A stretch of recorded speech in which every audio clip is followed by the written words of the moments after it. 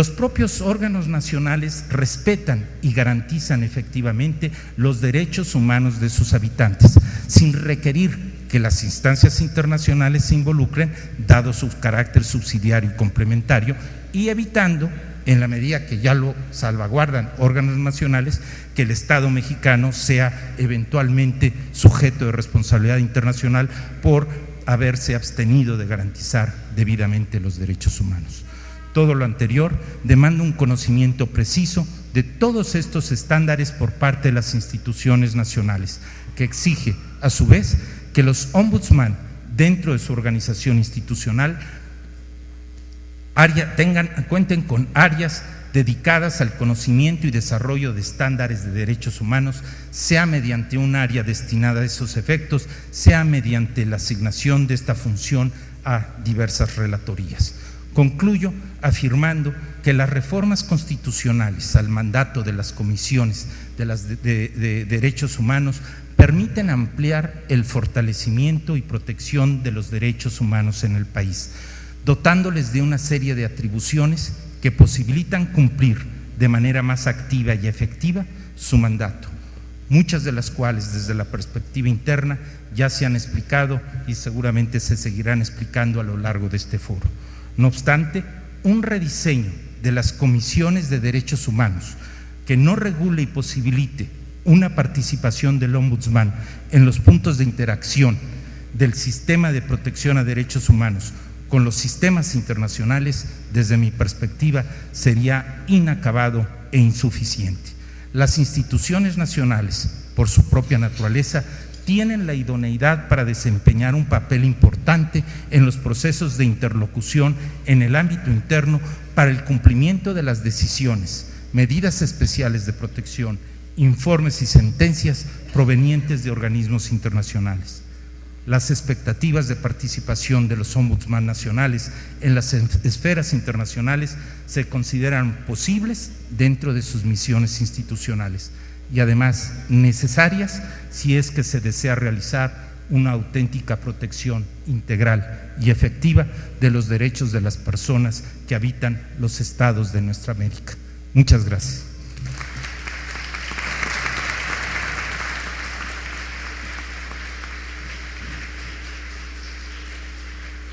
La participación del doctor Orozco se me hace muy relevante también por varias razones. No lo leí en su currículum porque no venía anotado, pero les comento yo que él durante muchos años fue magistrado del Tribunal Electoral del Poder Judicial de la Federación, es decir, tiene una visión de juzgador. Por ahora él es comisionado de la Comisión Interamericana de Derechos Humanos. Esto le permite tener una óptica internacional respecto de los derechos humanos. Esto que nos ha comentado él acerca de que el ombudsman debe ser coadyuvante del sistema gubernamental es sumamente importante. El doctor Carpizo hablaba del ombudsman criollo que tenemos en América Latina. Si esto es así, como yo coincido con él, me parece que esta tesis que maneja el doctor Orozco es de mucha importancia para el país.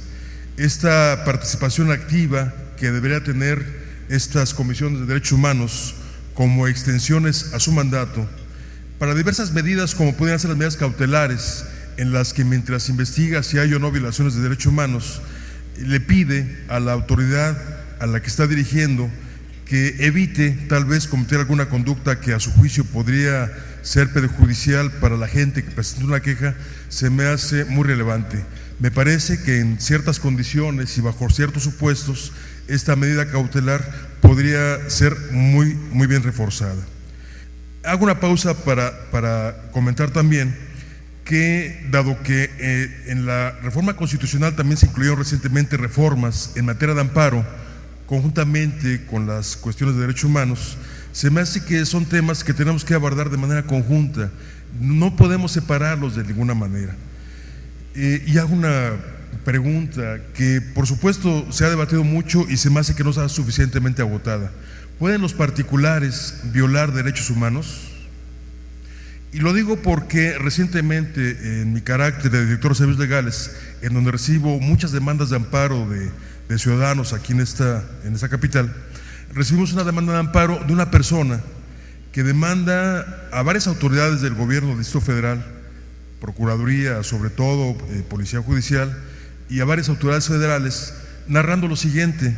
Dice que hace poco fue a abrir una cuenta bancaria a un banco cuyo nombre no quiero decir, pero empieza con BBVA, y decía que pretendió abrir una cuenta bancaria y la cajera, al momento que le estaba haciendo el trámite, el empleado bancario, le dijo que no podía hacerlo porque había una alerta en el sistema de que esta persona era traficante de dinero, así decía en su demanda de amparo, era traficante de dinero.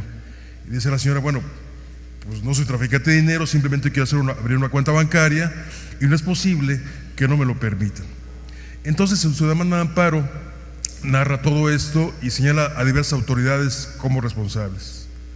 Si bien es cierto que la ley no obliga a un banco a que abra una cuenta bancaria a cualquier persona que se lo solicita, también es cierto que tampoco lo puede discriminar y no la puede calificar como traficante de dinero, tal y como le dijeron ahí en esa sucursal bancaria. ¿Qué hacer? ¿Qué puede hacer esta persona? Puede ir a la Comisión de Derechos Humanos, así que se examinan sus derechos, puede acudir a esta vía de amparo para poder ser protegida. Se me hace que tuvo cierta deficiencia ahí en la propia demanda, que yo creo que le faltó aterrizar ahí al abogado que se la preparó, porque me parece a mí que los particulares sí violan derechos humanos y, como anteriormente se manejaba en la Constitución, violan garantías individuales. Se le está cometiendo ahí un daño, un perjuicio, y tiene que el Estado tener la forma de poder proporcionar herramientas y garantías jurisdiccionales, como nos explicaba el doctor Carpizo, para que se pueda hacer efectivo ese derecho. Me parece sobre este punto y muchos más tenemos que ir abordando en este foro y los que vengan más adelante. Quiero comentar también que estamos en la posibilidad de hacer preguntas a los panelistas.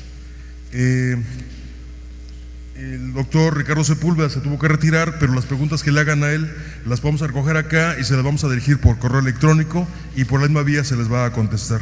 Las compañeras edecanes les van a pasar algunas notitas por si quieren hacer preguntas a nuestros panelistas.